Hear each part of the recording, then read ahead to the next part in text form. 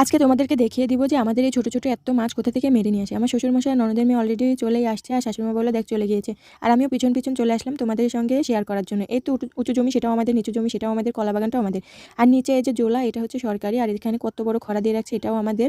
আর যখন প্রচুর পরিমাণে পানি হয় খরা দিয়ে মাছ মারে, এখন অল্প তাই খাদন আর এই চানা জাল দিয়ে মাছগুলো মেরে নিচ্ছে। এই তো শ্বশুরমশাই এদিকে মাছ ঝেড়ে নিচ্ছে, আর কত পানি হয়েছে আর কত কচুরিপানা। তার সামনে এই ভাইও এখান থেকে মাছ ঝেড়ে নিচ্ছে, খাদন আর এই বান্দালটা তাদের।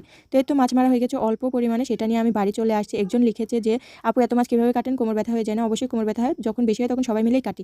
আর এই তো আপু তোমার এলাকায় থাকলে সারা বছর খালি ছোটো মাছই খাইতাম, পায়ের মুখে পানি চলে আসলো। আহারে কী করব। তো সবাইকে দাওয়াত রইলো। এরকম রান্না কি খেতে ভালো লাগে আপু? আগে মশলা কষিয়ে নিয়ে রান্না না করলে কি ভালো লাগে?